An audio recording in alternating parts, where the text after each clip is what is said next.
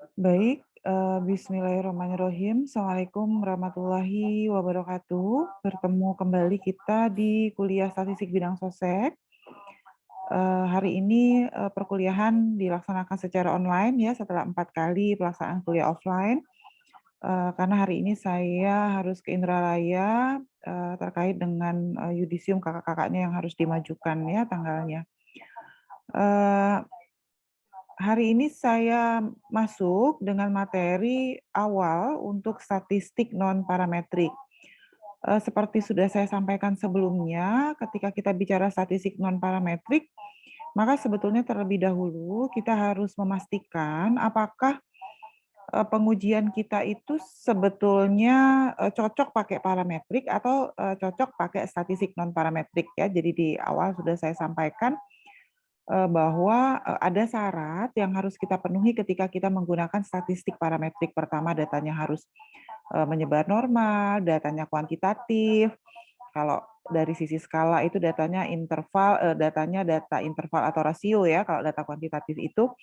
Nah, kalau, kemudian syarat-syarat dari, normalitas, syarat-syarat kuantitatif tidak bisa dipenuhi, maka kita akan menggunakan statistik parametrik ya. Jadi hari ini saya akan masuk dengan materi awal, terkait dengan, sebetulnya sudah mulai masuk ke statistik non-parametrik. Apa sudah kelihatan sharing saya? Sudah ya? Sudah kok. Oke, baik. Jadi, ini adalah materi hari ini terkait dengan apa itu statistik non-parametrik. Sebetulnya sudah banyak sekali saya bahas di perkuliahan pertama. Jadi ini saya nggak terlalu, ini lagi sebetulnya kita sudah bahas apa sih sebetulnya beda antara statistik parametrik dan statistik non-parametrik. Yang pertama, kalau di statistik parametrik itu sebaran dan distribusi populasinya diketahui. Jadi kita tahu jumlah populasinya berapa, kita tahu distribusi dan sebarannya seperti apa. Sebaran itu maksudnya dia menyebar normal. Yang kedua, contohnya nanti, contoh yang kita ambil itu akan mendekati sebaran normal atau memenuhi kaidah dalil limit pusat. Yang ketiga, ketika sudah bisa terpenuhi syarat-syarat di atas, maka statistik uji yang bisa kita pakai itu nanti ada uji F atau uji ragam, ada uji T, ada uji Z, dan juga ada nanti, regresi korelasi. Tapi ketika syarat-syarat parametrik tidak terpenuhi, maka kita tidak bisa menggunakan, kaidah-kaidah atau pengujian-pengujian di parametrik, nggak bisa pakai uji T, nggak bisa pakai uji F atau uji ragam, nggak bisa pakai regresi korelasi, maka kita harus pakai statistik non parametrik. Jadi apa, kriteria kita pakai statistik non parametrik? Kemarin sudah disampaikan bahwa sebaran populasinya nggak diketahui, atau dengan kata lain populasinya tidak menyebar normal. Distribusi populasi juga tidak diketahui. Biasanya datanya data kualitatif, atau kalau toh dia data kuantitatif, tapi data kuantitatif itu tidak menyebar normal, maka kita gunakan, statistik parametrik. Ya, ini sudah saya sampaikan dengan detail di perkuliahan pertama. Sehingga ada 3 syarat yang harus kita penuhi ketika kita melakukan analisa dengan statistik non-parametrik. Yang pertama biasanya datanya merupakan data nominal. Data nominal itu data yang paling rendah skalanya. Jadi contoh data nominal, sudah saya sampaikan di perkuliahan pertama, contoh data nominal itu adalah jenis kelamin. Jadi kalau nominal itu contoh datanya adalah jenis kelamin. Jadi biasanya kalau data nominal itu ada 2 kategori. Jenis kelamin itu laki-laki, perempuan. Nah, misalnya gitu. Status pernikahan, menikah, tidak menikah. Etnis, asal petani, ada yang pendatang, ada yang petani lokal. Nah, itu data nominal. Jadi data nominal itu biasanya data yang hanya terdiri dari 2 kriteria ya, atau agama ya, muslim, non muslim misalnya. Ya, itu, berbagai hal yang, eee, dipakai untuk menentukan. Dian Dian. Nah, kemudian data apa lagi selain data nominal? Data namanya data ordinal. Data ordinal itu cirinya ada peringkat. Biasanya kita pakai untuk data-data yang berkaitan dengan persepsi, kemudian selera, persepsi itu apa? Misalnya nih persepsi petani terhadap inovasi. Itu kan petani ada yang misalnya persepsinya sangat baik, ada yang cukup, ada yang tidak baik, ada yang sangat tidak baik. Nah, itu kan data-data peringkat mulai dari nilai paling rendah ke nilai paling tinggi. Maka dia disebut dengan data ordinal. Jadi data ordinal dan data nominal atau data kualitatif ini merupakan variabel-variabel atau data yang diperoleh dari variabel-variabel yang sebetulnya variabelnya nggak punya nilai.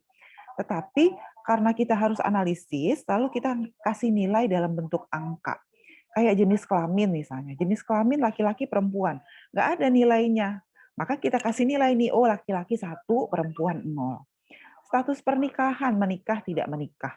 Itu sebetulnya tidak ada nilai gitu ya, tidak ada nilai tetapi kita kasih nilai karena kita mau lihat pengaruh jenis kelamin terhadap konsumsi beras. Maka nggak mungkin nggak kita kasih nilai karena SPSS atau statistik itu cuma bisa membaca angka, maka kita kasih nilai angkanya. Begitu juga dengan data ordinal.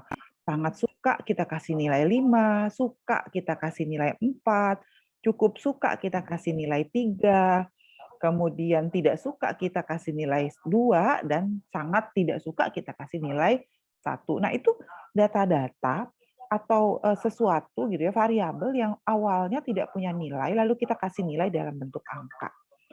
Dan yang terakhir, data yang ada merupakan data interval atau rasio. Data interval dan rasio itu tergolong dalam data kuantitatif, tetapi, nah ini yang perlu digarisbawahi, tetapi sebaran populasinya tidak diketahui. Jadi bisa statistik non parametrik itu dipakai untuk data kuantitatif, tapi data kuantitatif yang seperti apa? Data kuantitatif yang sebaran populasinya tidak diketahui atau bisa juga dikatakan populasinya tidak menyebar normal, ya.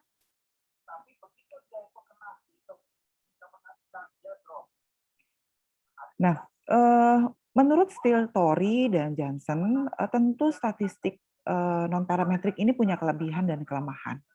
Kelebihannya apa? Kelebihannya dia dapat digunakan pada data dengan berbagai sebaran. Kita tidak peduli apakah data itu sebarannya diketahui, apakah menyebar normal atau tidak, pokoknya statistik parametrik statistik non parametrik bisa menyelesaikan. Ya, atau lebih tepatnya tadi sudah disampaikan sebelumnya, dia bisa digunakan untuk data dengan skala nominal dan ordinal, atau sering walaupun tidak selalu ya, lebih cepat atau lebih mudah digunakan sebab datanya itu tanpa pangkat atau tanpa tanda. Kelemahannya apa? Hilangnya informasi dari data yang ada sehingga kemungkinan memperbesar kesalahan tipe 2, di mana lebih besar kemungkinan menerima hipotesis 0 padahal H0-nya salah. Ya, jadi karena itu sebetulnya kalau ekonom-ekonom ya, ahli-ahli ekonomi itu jarang sekali menggunakan statistik non parametrik sebetulnya gitu. Jadi statistik non parametrik ini lebih banyak dipakai untuk penelitian-penelitian sosial, ya. Kenapa? Karena kalau digunakan untuk pengujian variabel-variabel ekonomi, beberapa ekonom itu bahkan mengatakan bahwa hasil pengujian dengan statistik non parametrik itu seringkali tidak valid. Karena tadi kelemahannya dia salah dalam menarik kesimpulan. Jadi karena itu orang-orang ekonomi lebih senang lebih prefer menggunakan uji T, uji ragam atau uji F daripada menggunakan alat analisis yang ada di statistik non parametrik. Semoga bisa dipahami ya sampai sini. Nah, agar dapat melakukan uji parametrik terhadap data sebaran contoh atau populasi yang tidak diketahui, maka apa yang harus kita lakukan? Yang pertama kali untuk memutuskan apakah kita boleh pakai statistik parametrik atau non parametrik itu kita harus menggunakan uji normalitas, ya. Dalam konteks statistika, uji normalitas ini kalau di SPSS bisa pakai Kolmogorov, bisa pakai Lilliefors, bisa juga menggunakan Kolmogorov-Smirnov. Jadi kalau di SPSS itu udah tersedia masukin data, nanti bisa langsung klik normality test, dia langsung bisa langsung keluar gitu ketika kita melakukan uji T sebetulnya. Nah, Ujinya apa aja? Ada Liforce atau De Agostino. Yang akan kita penuhi itu ada goodness of fit-nya, dilakukan dengan cara membandingkan data yang ada dengan data yang seharusnya jika data berasal dari populasi yang menyebar normal.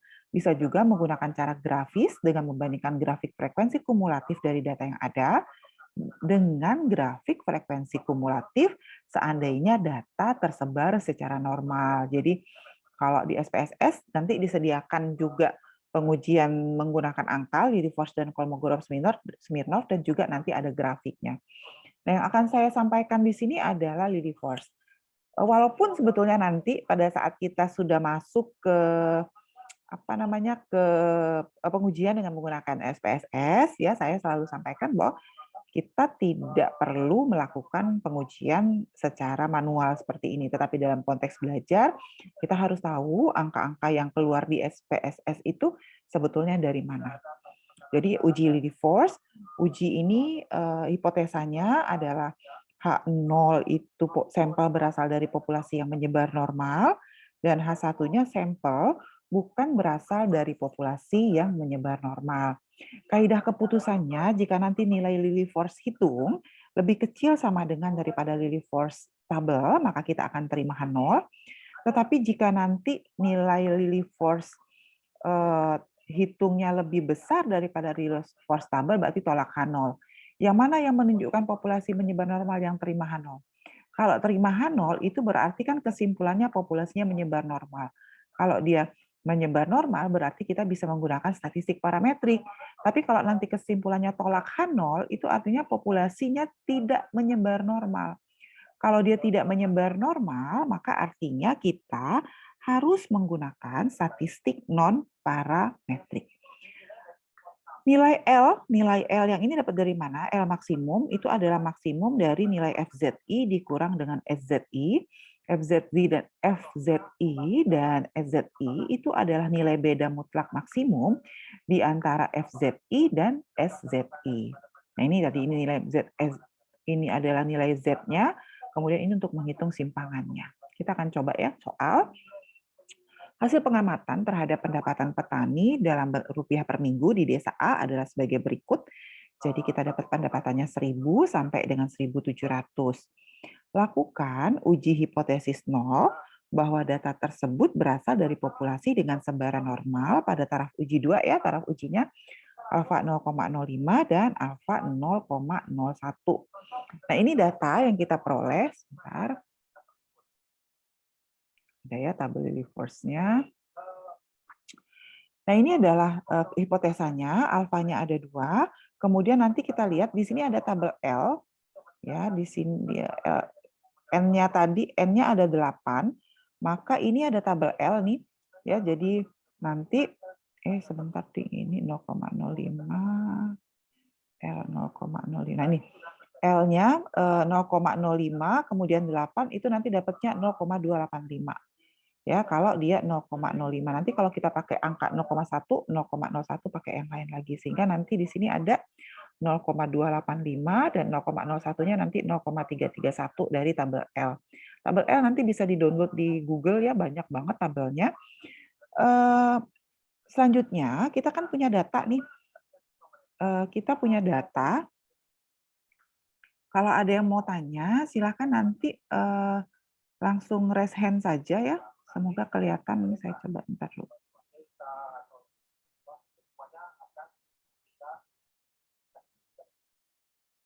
Oke.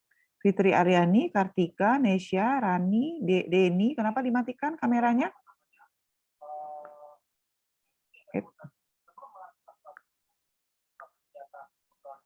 Oke.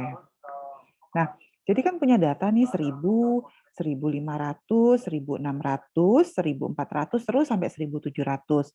Yang pertama yang harus kita lakukan adalah kita harus hitung nilai ZI. Apa itu nilai ZI? Nilai ZI untuk sampel pertama itu diperoleh dari 1.000 dikurang 1.523. Tadi kan ada rumus nih di sini. Nilai ZI dikurang dengan nilai rata. Nilai ZI dikurang nilai rata-ratanya dibagi simpangan bakunya. Oke, simpangan bakunya nanti dihitung dulu. dapatnya nanti 231,495. Jadi 1000 dikurang rata-rata dikurang 231 itu dapatnya min 2,26. Ya. Nah, ini nilai Z-nya. Sekarang kita mau cari nilai FZI. Min 2,26 ya, min 2,26 di sini ada tabel Z. Min 2,2, 6 tadi ya, berarti atasnya 6. Maka dapatnya 0,0019 nilai FZI-nya. Maka di sini ini selanjutnya dia 0,0019. Paham enggak kira-kira sampai sini? Fadil mau bertanya? Fadil mau bertanya? Fadil mau bertanya? Fadil mau bertanya? Fadil saya tanya ini 0,0119 dapat dari mana? Fadil bisa dengar suara saya enggak? Bisa, Bu. Ini dapat nilai 0,0119 dapat dari mana? 0, berapa, Bu, tadi? Nih, 0,0119 dapat dari mana?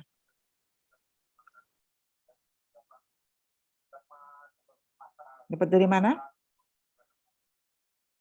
Ya, karena kamu ngobrol terus dari tadi. Kamu aktif kameranya, tapi ngobrol aja dari tadi. Kelihatan dari sini. Rohandi Yusuf, silakan Rohandi Yusuf dapat dari mana? Bisa jelaskan 0,0119? Dari tabel apa tadi?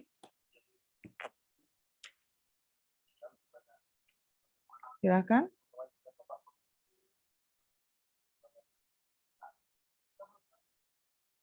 Tahu Rohandi Yusuf? Dari mana? Dari tabel tadi, Bu. Oke. Chandra, tabel dari mana Chandra dapatnya? Oke, Teddy Rahmansa. Dari tabel Z, Bu. Dari tabel Z. Teddy Rahmansa bisa lebih detail menjawabnya? Dari mana?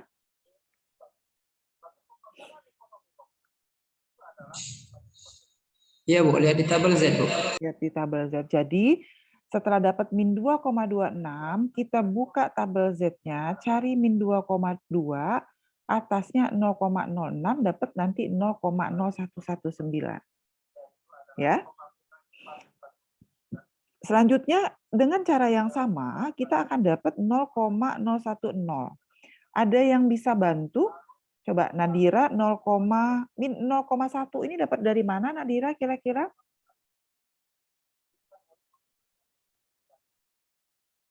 Dapat dari mana yang 0,01 ini yang ini?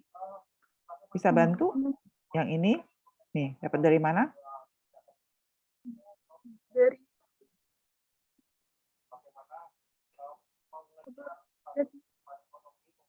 Silakan.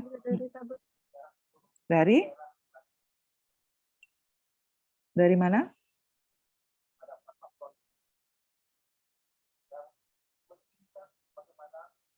Nadira dari mana? Coba Puja Lestari. Puja dari mana? Puja 0,1 dapat dari mana kira-kira angkanya?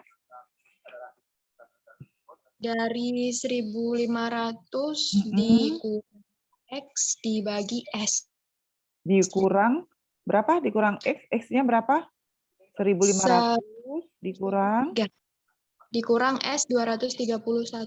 Dikurang S ya. Jadi dapatnya dari 1.500 dikurang X. Ini X rata-rata ya sebetulnya. X rata-rata 1.523 dibagi ragam simpangan bakunya 231,493 itu nanti dapatnya min 0,1. Kemudian min 0,1 kita lihat di tabel Z, ada nggak di sini? Nggak ada. Nah nih, min 0,1. Min 0,1 betul ya. Min 0,1 berarti yang ini aja kan, tidak ada ke atas karena kita kan tadi ininya min 0,10 ya, 10 berarti yang sebelah kirinya yang di sini ambil lihat di sini itu cuma 0,1 aja.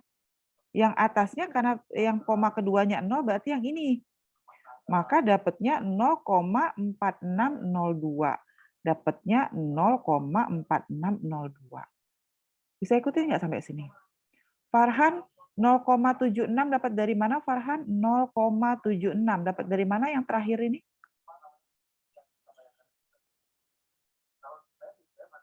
Dari ini Bu, Mm-mm. 1.700 dikurang sama X rata-rata terus dibagi sama simpangan bakunya Bu. Oke, nah 0,76 kita mau cari nilai FZI-nya, itu kita balik lagi ke sini 0,76, nggak ada yang ini positif atau negatif tadi? 0,7. Nah, positif ya. Jadi nanti lihat tip yang positif kan tabel Z ini ada negatifnya, sudah habis 00 ini di bawahnya positif. Nah, lihat yang di positifnya nanti dapat nilainya itu 0,7704. Ya. Maka data ini, data yang ini maksimumnya, kalau kita lihat ZI itu maksimumnya yang warna kuning ini. Ini nilai paling tinggi, ZI paling tinggi. Yang selanjutnya, kita sudah dapat nilai FZI, ini nilai FZI, lihat dari tabel Z, lalu nilai ini kita urutkan. Kita urutkan juga dari yang paling rendah sampai yang paling tinggi. Yang paling rendah nilainya 0,011, maka kita kasih peringkat 1. Mana yang kedua? Yang ini yang peringkat kedua, ini peringkat ketiga, peringkat keempat, peringkat kelima, peringkat keenam, dan peringkat ke-7. Bisa ikutin? Bisa? Lalu kita tulis nilai SZI.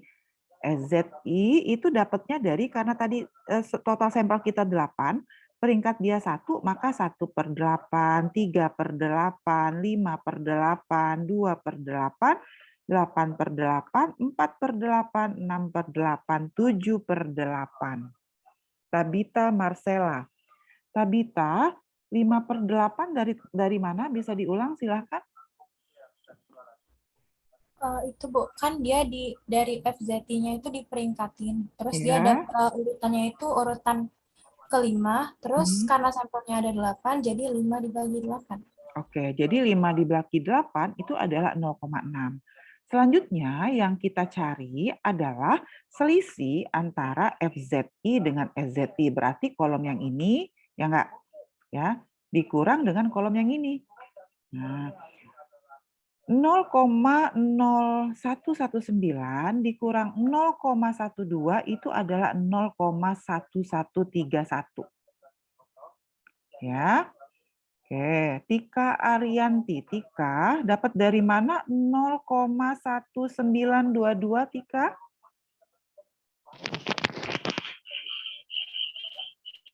Dari 0,80 itu dibagi sama yang 1000. Dari mana Tika? Nggak kedengeran ya, feedback banyak yang di kelas ya. Trioga, coba Trioga 0,1922 dapat dari mana Yoga? Silakan. Dari 0,8078 dikurang 1000. Dikurang 1 ya. Dikurang 1, ini bukan 1000 ya. Kan ini koma ya, ini koma ya, dikurang 1. Hati-hati bacanya. Mana koma, mana titik, harus hati-hati ya. Nah, dapatnya, ini kan harusnya negatif ya. Ini kan lebih kecil ya sebetulnya, berarti kan harusnya negatif ya. Ya enggak? Nah, tapi karena di sini tadi L maksimum itu adalah tanda mutlak. Nah, ini ada tanda mutlak, yang ini ada tanda mutlak, yang ini kan ada tanda mutlak nih. Kalau tanda mutlak itu kalau dia negatif, dia tetap ditulis positif. Maka di sini kita tidak tulis negatif walaupun ketika walaupun 0,8 dikurang 0,5 itu harusnya negatif. Karena dia di sini ini harusnya ada tanda negatif, tapi saya nggak bisa nulisnya di sini. Nah, harusnya ada tanda seperti itu. Nah, kira-kira gitu. Ya. Jadi kita hitung nilainya, kita cari yang maksimum. Maksimumnya adalah 0,1922. Jadi ZI maksimum 0,87, kemudian selisih FZI dan SZI maksimumnya adalah 0,1922. Maka yang kita pakai sebagai statistik pengujian itu adalah 0,1922, kita bandingkan dengan nilai Lilliefors tabel kita tadi yang ini, nilai Lilly force tabel yang 0,05, ini tabelnya 0,05 ya, jadi dapatnya 0,285. Kalau untuk 0,1 ada nggak di sini? Nggak ada ya. Kalau untuk 0,1 nanti cari tabel Lilly force yang untuk 0,01. Tapi kita bandingkan, apakah dia lebih besar atau lebih kecil? Oh, ternyata yang ini L kita itu, L maksimumnya itu lebih kecil daripada L alfanya, L tabelnya. Karena L tabelnya kan 2,28 sama nah ini enggak, ini ya. Jadi dia lebih kecil. Karena dia lebih kecil berarti kita terima H0. Ya enggak, lebih kecil tadi terima H0 kan? Terima H0 di sini tadi kan kalau ke kaidah keputusannya, kalau dia lebih kecil, L hitung lebih kecil dari L alfa atau L tabel, kita terima H0. Hipotesa kita tadi, terima H0 itu data menyebar normal. Karena kesimpulan kita di sini datanya kita terima H0, berarti datanya menyebar normal. Sehingga memang uji statistik parametrik dapat kita terapkan. Jadi ini adalah salah satu bentuk pengujian yang bisa kita gunakan secara manual ya, untuk bisa menentukan apakah kita bisa menggunakan statistik parametrik atau statistik non parametrik. Nah, tapi tadi saya sampaikan, terlepas dari itu semua, sebetulnya kita bisa melakukan uji normalitas ini menggunakan SPSS. Langkah pertama adalah menguji asumsi normal outlier atau homogeneity. Jadi nanti di menu SPSS-nya klik Analyze, Descriptive, Descriptive, dan Explore, maka nanti akan muncul jendela seperti ini. Kita masukin, ini sebetulnya variabel yang mau dilihat, taruh di sini. Ini awalnya ada di sini, tapi nanti ketika kita klik yang ini, dia masuk ke sini. Variabel yang ini juga awalnya ada di sini, nanti kita klik ke sini, nanti dia pindah sini. Ya, lalu nanti klik statistik.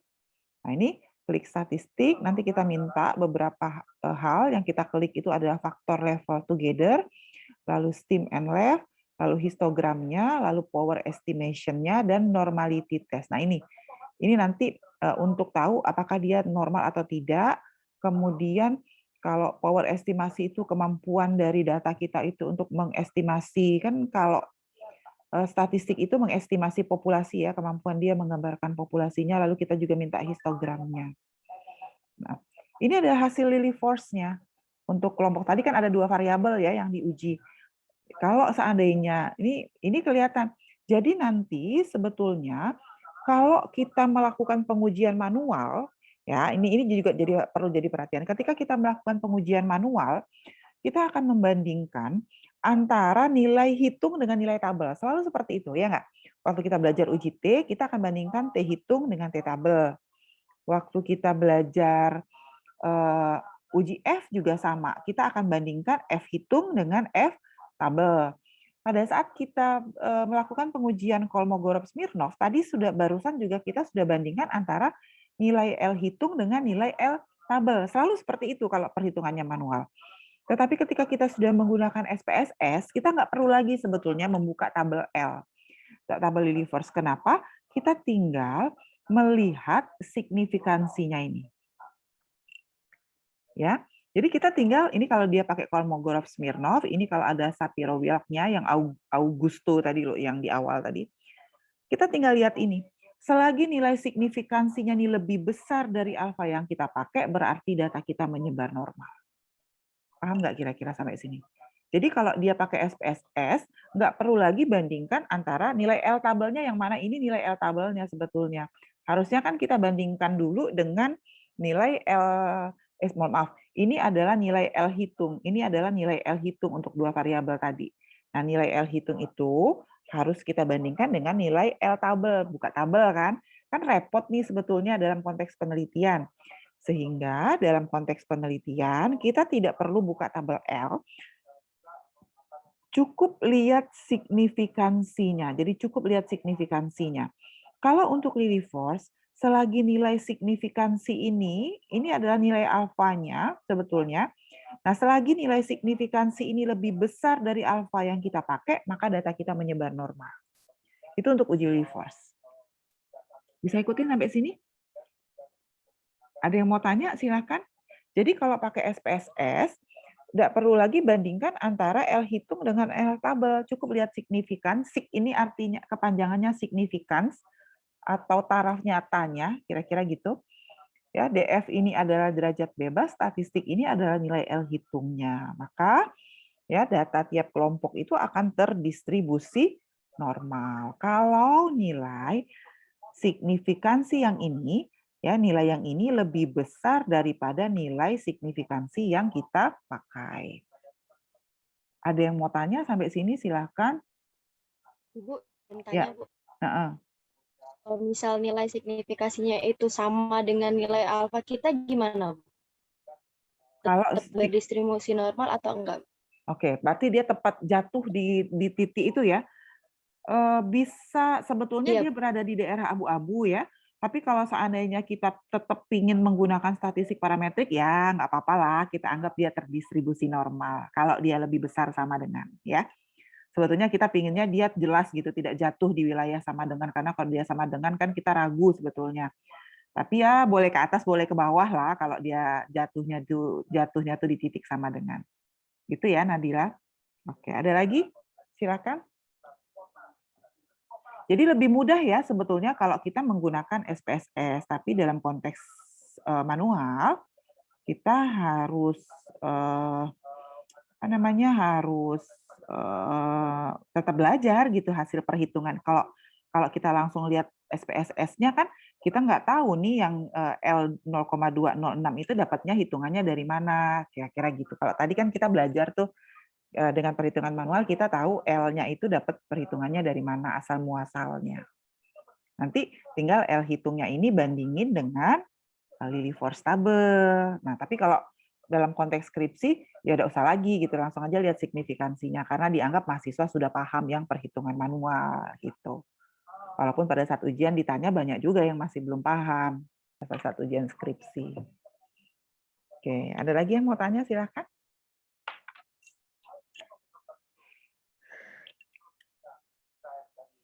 Oke, kalau udah ada, nah ini ya kalau histogramnya, ini histogramnya nih, kalau dia kan kemarin prinsipnya adalah memenuhi kaidah kurva normal. Kalau kayak gini histogramnya, lihat kadang-kadang gini, kadang-kadang pada saat mahasiswa ya kalau di level skripsi gitu, ketika pakai yang ini tuh ternyata dia nggak menyebar normal.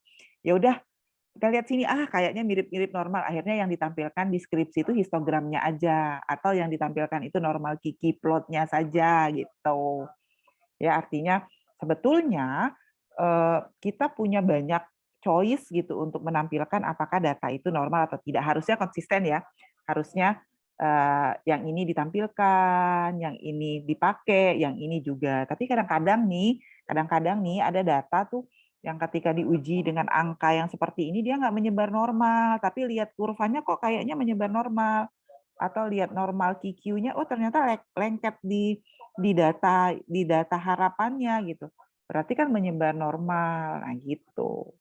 Ya artinya dalam konteks skripsi jangan kemudian ketika ngolah data, dataku udah menyebar normal terus langsung menghilang gitu. Artinya kita tuh punya banyak choice loh gitu untuk menyelesaikan persoalan. Jadi nanti ketika sudah skripsi, ada masalah dengan skripsinya tuh jangan menghilang, cari alternatif, konsultasi sama pembimbing, karena kita pasti punya choice untuk bisa mencari alternatif. Gitu. Jadi jangan langsung, udah tuh aku jelek, bla bla bla bla gitu, langsung patah semangat gitu.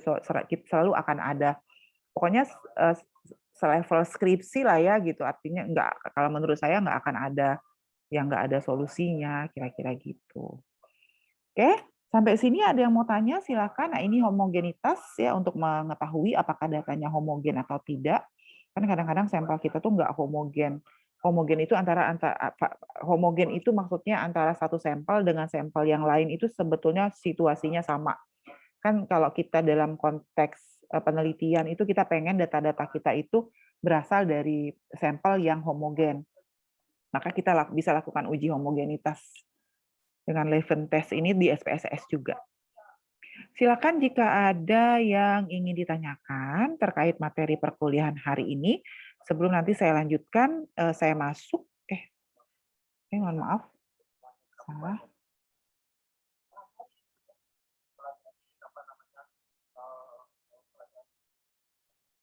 Ya, kenapa layar saya hitam? Sebentar ya. Ada yang mau tanya, silakan.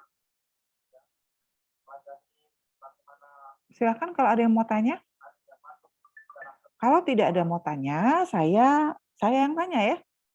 Kalau nggak ada yang mau tanya, ini ada di kelas nggak kira-kira? Ada di Zoom semua nggak nih? Nah, oke. Selanjutnya, ketika kuliah pertama, saya sampaikan bahwa peneliti, gitu ya, orang-orang yang paham statistika itu merasa lebih pede ketika alat analisis yang dipakai itu statistik parametrik. Karena tadi statistik parametrik itu berlaku untuk data yang menyebar norma, memenuhi kaidah normalitas, kemudian datanya memenuhi syarat homogenitas, distribusi populasi diketahui. Jadi kesimpulan yang diambil ketika kita ngambil kesimpulan dengan alat analisis statistik parametrik itu dianggap lebih valid daripada kalau kita menggunakan statistik non parametrik. Tetapi persoalannya adalah ada riset-riset, tadi kan saya sampaikan, kalau statistik non-parametrik itu kalau kita datanya kualitatif, gitu ya, data persepsi, data tadi jenis kelamin, dan sebagainya yang notabene gitu, nggak bisa dianalisis dengan statistik parametrik. Tapi kita ragu kalau mau pakai statistik non-parametrik, karena tadi ada berbagai kelemahan.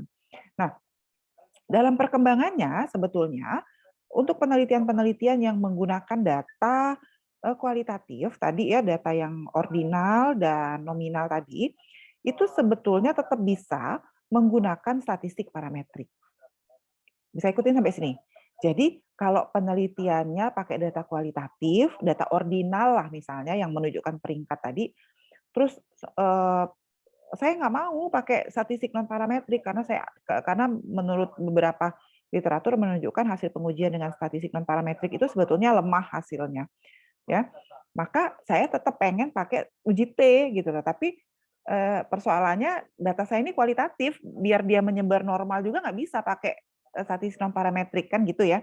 Nah sekarang sudah ada metode yang bisa kita pakai untuk mengkonversi data kualitatif menjadi data kuantitatif. Asal syaratnya datanya menyebar normal. Jadi kalau nanti hasil pengujian normalitasnya datanya menyebar normal, kualitatif, dia bisa tetap pakai uji T, tetapi kita harus konversi dulu data ordinalnya menjadi data interval atau rasio. Paham nggak sampai sini kira-kira kaidah berpikirnya? Bisa ikutin? Bisa? Alda bisa diulang apa yang Ibu sampaikan barusan? Silakan Alda.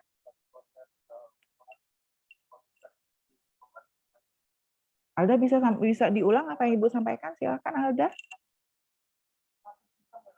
Alda Putri Kania, silakan Alda. Nah, ini 23 orang cuma mahasiswanya. Tadi 41, yang lain kemana ini?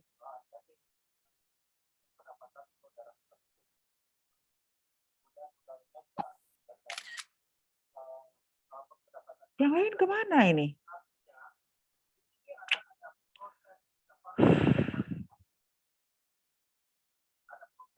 Masya Allah, kalian ini.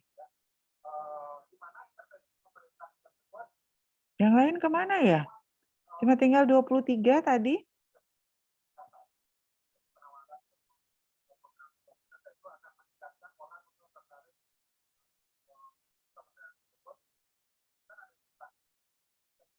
Yang lain kemana? Ada berapa nih? Nah, baru nambah lagi, 27. Ya. Kelewatan banget.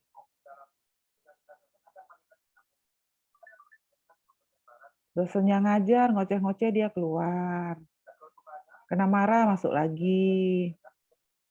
Makanya sampai hari ini saya nggak masuk ekonomi kelembagaan. Biar aja nanti ngulang tahun depan. Sekelas ngulang.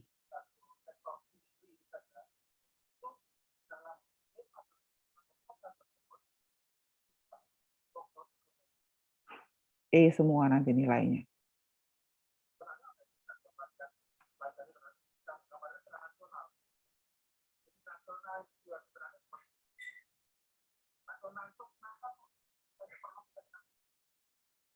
Oke, baik. Nanti saya share saja Excel-nya, silahkan dipelajari sendiri ya.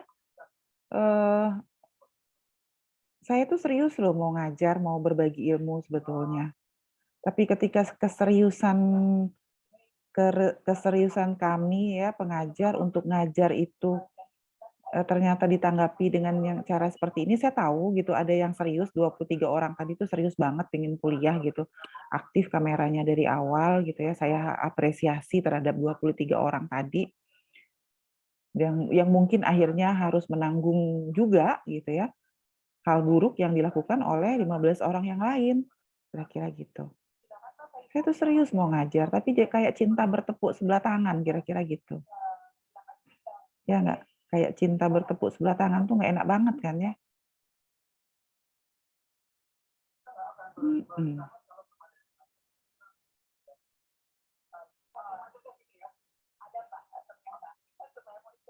Saya pikir bisa refresh hari ini gitu ya, ya sudah kita kuliah di rumah, bisa sambil istirahat supaya nggak terlalu lelah juga transisi dari online ke offline. Ternyata nggak juga ya.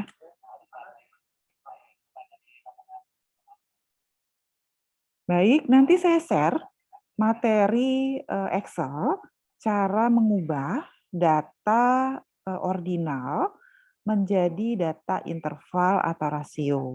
Silahkan dipelajari ya. Nanti kalau ada yang mau tanya, yang 23, yang boleh bertanya cuma yang 23 orang tadi aja yang sudah sempat saya screenshot. Silahkan japri saya, nanti saya akan sampaikan. Baik, terima kasih. Wassalamualaikum warahmatullahi wabarakatuh. Waalaikumsalam.